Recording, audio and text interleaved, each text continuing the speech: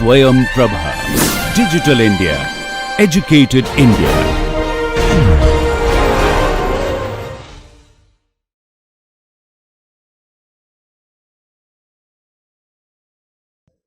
Welcome to the Fluid Mechanics course, and today's lecture is on fluid dynamics. Already we have covered properties of fluids, fluid statics, fluid kinematics.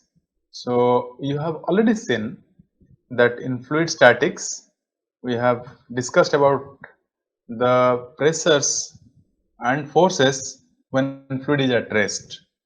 And again in kinematics we have discussed the flow or the motion of the fluid and its behavior without considering the forces or energy driving this motion. Now when it comes to fluid dynamics, we will be discussing the fluid flow and its driving forces and energy associated with it. Okay. So once you go through this lecture, you should be able to understand the usefulness of Reynolds transport theorem, which basically links the Lagrangian frame of reference to the Eulerian frame of reference, or the system approach to the control volume approach. Now, using that, we will be able to derive the linear momentum equation, and we should see what are the different applications of the linear momentum equation. We will also see the equation of motion for real fluids as well as ideal fluids. We will derive the Bernoulli's equation or the energy equation, and we will also see the application of these concepts and how the flow measurement is carried out through various pipes and flow systems. Okay. So coming now to the subject, when we are talking about fluid dynamics, as I said, the dynamics of fluid deals with the relation between the velocities and accelerations and the forces exerted by or upon the fluids in motion. Okay. So when we talk about motion, so we know that the law of motion is nothing but the Newton's second law. Okay. So what does the Newton's second law says? It says force equals to mass into acceleration.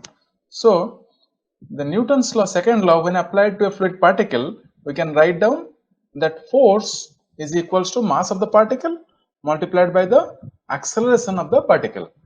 Now this mass into acceleration, if we look at in Eulerian approach, the sum total of forces acting on a control volume, on a defined volume, equal mass of the control volume times the total acceleration. Okay. So now we know mass of the control volume. When we are talking about total acceleration, please recall that we already have derived what is total acceleration. It is the sum total of the temporal acceleration plus convective acceleration. So we have the total acceleration du by dt. When we want to write down in terms of temporal acceleration, we have dou u by dou t plus convective acceleration in all three dimensions, u dou u by dou x plus v dou u by dou y plus w dou u by dou z. So now we have all three different accelerations. Now the total acceleration is composed of all three components, as I said, and we can write down by this expression. That is, let us say I am writing the acceleration in the x direction, that is ax. So we can write down like this, which is du by dt is equals to dou u by dou t plus u dou u by dou x plus v dou u by dou y plus w dou u by dou z. Now let us consider a typical fluid element. Okay. So if I will consider a typical fluid element and I have the directions that are x, y and z directions which are shown here, right? Now in this, if I look at this fluid element that has a dimension of delta x, delta y and delta z. Now in this fluid element, initially let us say the fluid has this location, that is x, y, z, and at this location the pressure is the point is P1.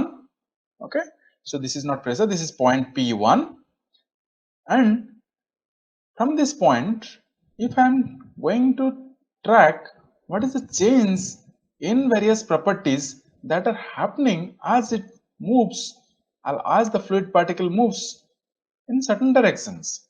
Okay, and now the velocities are at this point is u, v, and w in x, y, and z directions respectively. Okay, now if I have the velocities given here, then this particle which is moving from this point P1 to point P2.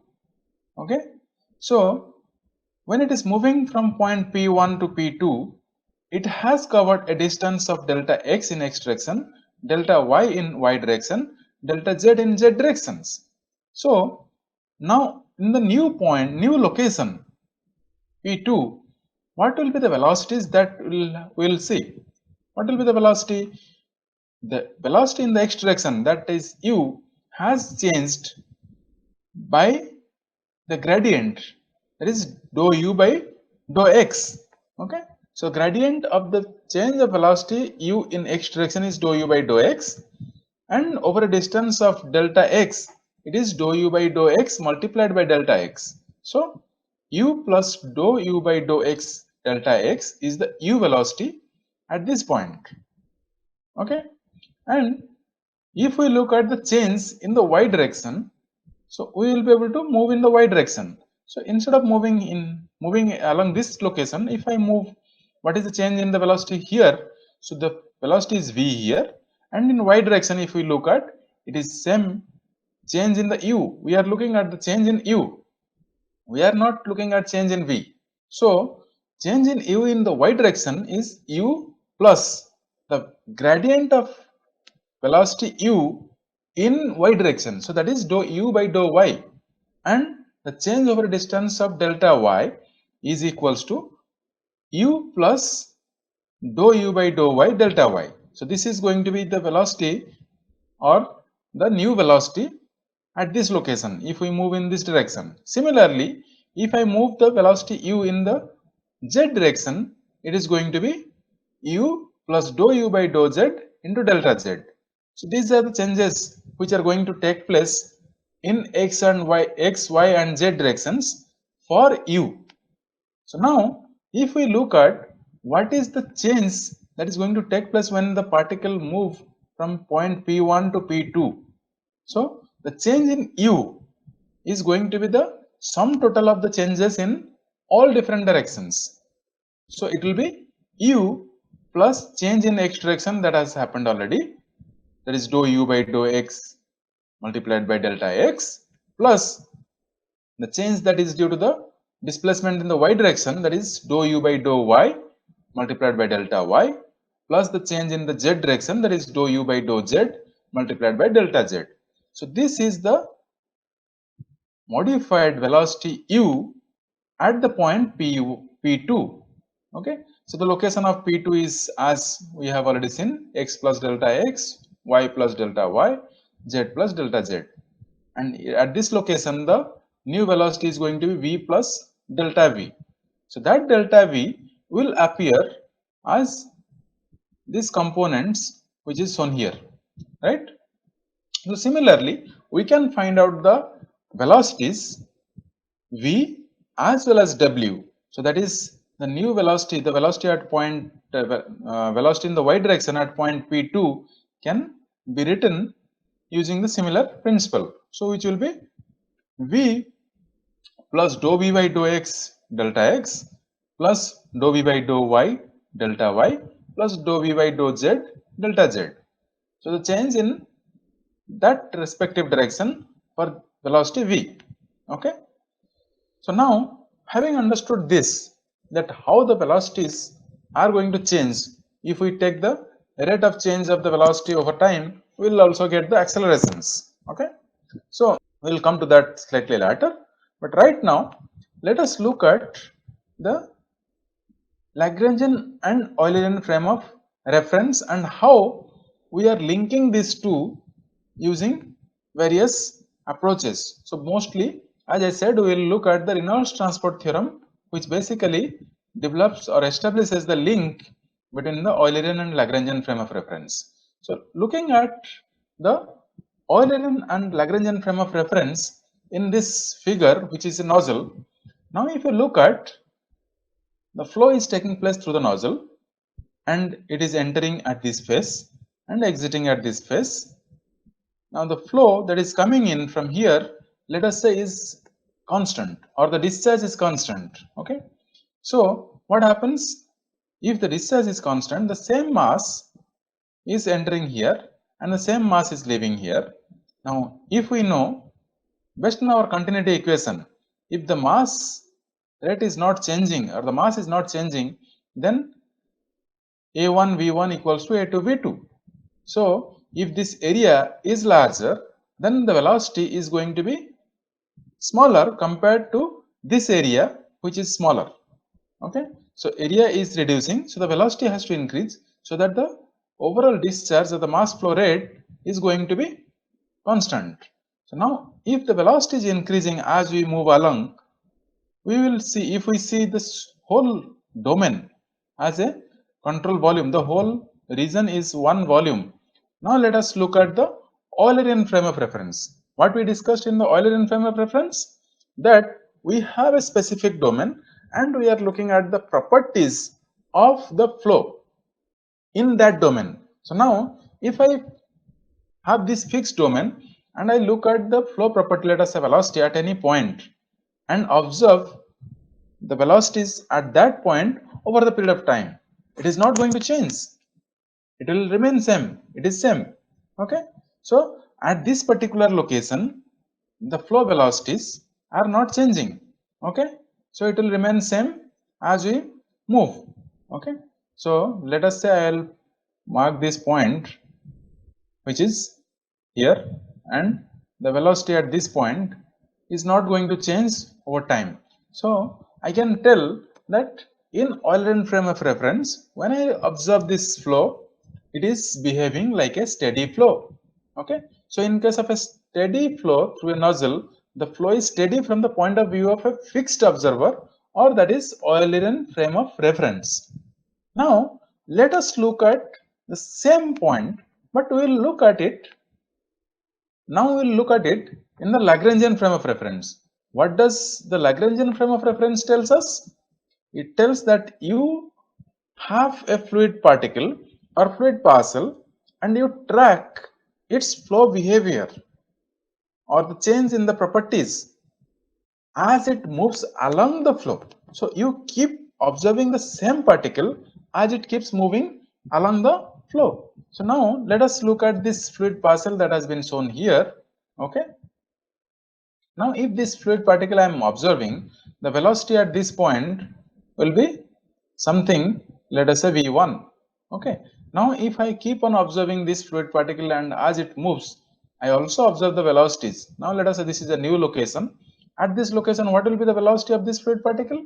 It would have increased, and the fluid velocity is going to be much larger compared to the earlier velocity, which is V1. So let us say this velocity is V2. So V2 is greater than V1. Okay, so this is greater than. So V2 is greater than V1. Now, if I look at this, is it steady? The property is changing, the velocity is changing. So the same flow is not steady from Lagrangian reference or Lagrangian in Lagrangian frame of reference, as the fluid particle is going to accelerate while passing through the nozzle. So now the flow is not different, same flow, the same condition, but in one frame of reference we could represent this as a steady flow, in the other frame of reference we could represent that as a unsteady flow. Okay, so now we need to have some kind of relation between these two. So to establish this relation, we need to connect the system to control volume. What is system? In Lagrangian frame of reference, we call that as a system, because this is a fluid parcel or the system that we specify and we keep tracking that. Whereas in case of Eulerian frame of reference, we have a control volume, and we fix that volume and we analyze in that volume. So we have a system and control volume. So we have to have the link between these two. And the Reynolds transport theorem is the one that establishes the link between these two. Okay. So now what is Reynolds transport theorem? Before we try to understand Reynolds transport theorem, let us say when we analyze a system, we have some property, and let us say the property of that system is B. So in this case, we represent the extensive property, and extensive property is something like mass, volume, momentum, or energy. So which basically is additive, or if you increase the quantity, the property is going to change. So if I have larger volume, I'll have larger mass. Okay. So similarly, if for a larger mass in case of incompressible fluid, I'll have larger volume. So momentum is also going to change. So there are properties which will change if we change the uh, system or the overall volume. So that is basically extensive property. Similarly, there is something intensive property. Intensive property do not change. Okay. So let us say if I'll take mass by volume, so you will get density. So whether it is large mass or less mass or whatever it is, the density is not going to change within the whole volume. You may increase the volume, increase the mass, but the density is not changing. So that is intensive property. So most of the times, for many flow problems or many cases, we can define the intensive property as a ratio of extensive properties, okay, or as a function of extension property. So if I say small b is the intensive property, then I can write down, let us say this is density, so this can be mass by volume. So I can write down with some kind of expression. So here it is just for notation, it is written that B is the intensive property and capital B is the extensive property divided by mass. Okay. So there is a relation. All right. So we have the extensive property, we have the intensive property, and let us look at the system. When we look at the system, we are looking at it as a whole. So we talk about mostly the extensive property. But when we look at the control volume, we look at each individual location and we look at the intensive property and integrate it over the whole domain to get the extensive property. Okay. So having said that, now it can be shown that the rate of the time rate of change of property B, that's the extensive property of a system, is equal to the time rate of change of the extensive property of the control volume plus the net flux of the extensive property out of the control volume by mass crossing the control surface. Okay. So now what is happening? If you have a domain, so let us say you have some domain like this. Okay. So what we are telling, the time rate of change of property B, that is the property of this is B, okay, is equal to the time rate of change of property B in the control volume. So let us say this area is my control volume. So the change that is happening within this, let us say it is dB by dt, the time rate of change of this property within the control volume, plus the change or the flux, net flux, that is passing across the control surface. Now what is the control surface? This area is my control surface. So there may be somewhere the properties or the properties going out, or this is the outflux, or there could be some locations where there could be influx. So I will find out the net change or the net flux. What is the flux going out of this control volume and what is the flux coming into the control volume? So that is the net flux. So change within the volume plus the change that is happening along the surface, or the net flux that is along the surface. Now let us try to understand that in slightly pictorial explanation. So if we look at this, we have said that the property of the system at time t is going to be equal to the property of the control volume at time t. Both are same. Okay. So at a particular time t, the extensive property B is equal to the extensive property of the control volume. Control volume. So extensive property of the system is equal to the extensive property of the control volume, or B system is equals to B control volume. Okay.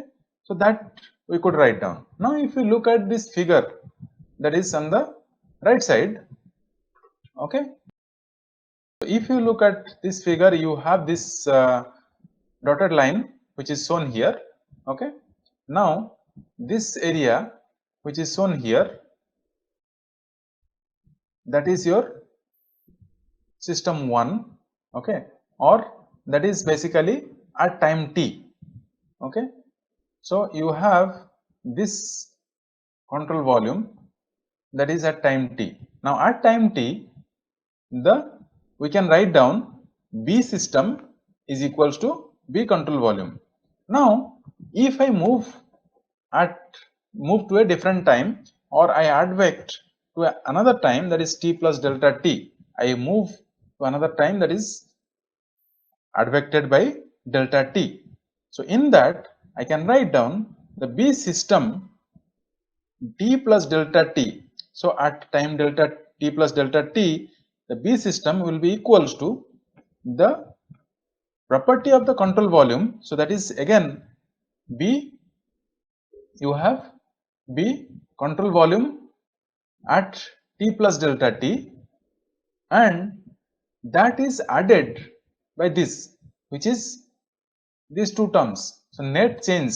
So we have minus and plus symbol. So wherever it is, the flow is going out, we are writing it as plus. If the flow is coming in, we are writing it as a negative sign. Okay. Now let us look at this.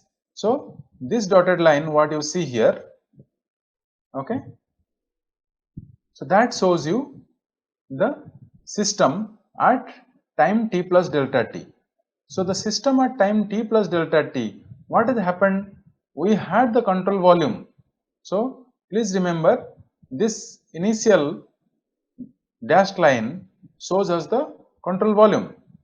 Now for this control volume, if we analyze, now at this time I will look at the properties. What has changed?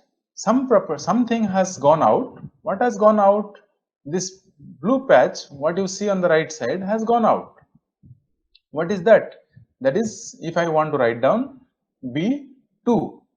So B2 at t plus delta t has gone out of the system, and the one that is shown here, this zone or this area has come in. Okay. So this portion has come into this control volume, this portion has gone out of the control volume. Now if we put that in the equation, so from the control volume, when we look at the system, so B2 has been added, okay, and B1 has been subtracted, that to get the system. Okay. So we could write down that B system t plus delta t is equals to B control volume at t plus delta t minus the incoming flux plus the outgoing flux.